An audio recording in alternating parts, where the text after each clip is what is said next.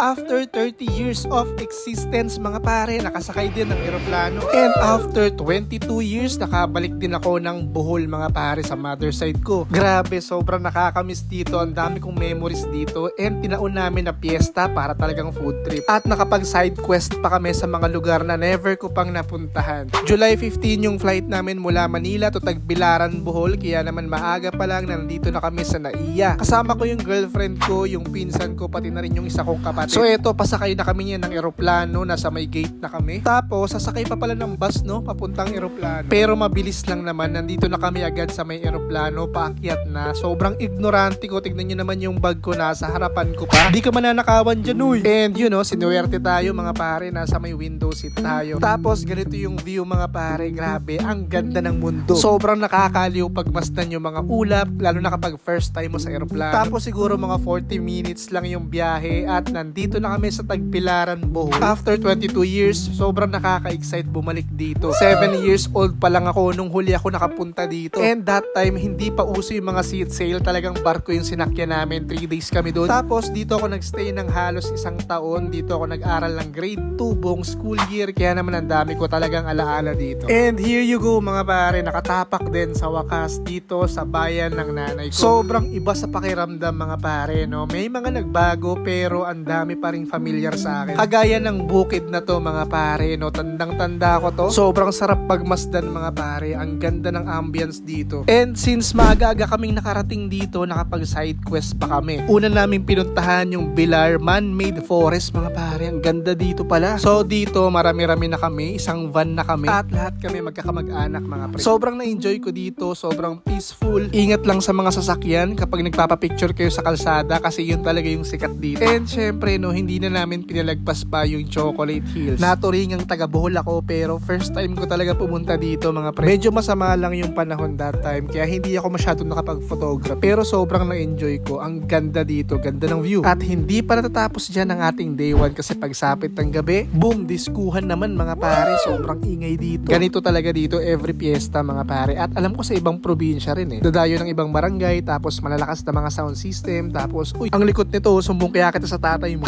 Fast forward, kinabukasan, ganito naman yung view paglabas ng bahay nyo sa umaga. Sobrang peaceful, ang sarap magkape habang ganito yung view. Sariwa yung hangin tapos puro huni ng ibon yung maririnig mo. Ito yung day 2 namin dito sa Bohol at ito na rin yung araw ng piyesta. Kaya ayan, ready na yung lechon namin at iba pang mga pagkain. Sobrang salamat sa uncle namin, sa auntie namin, pati na rin sa mga pinsa namin dito. Na-miss ko silang lahat at talaga namang tinanggap nila kami ng sobrang lupit. Actually, ito na rin yung last day namin dito sa Bohol. Kaming magjowa lang. Kinabukasan kasi ng umaga, flight na rin namin pabalik ng Maynila. Sa maikling panahon na nagstay kami dito, sobrang dami na naming memories. Kaya ito, vinlog ko na siya para kahit papano someday meron akong babalikang video. One thing for sure, talagang babalik tayo sa lugar na to. Sa ngayon, hanggang dito na lang muna tayo. Peace.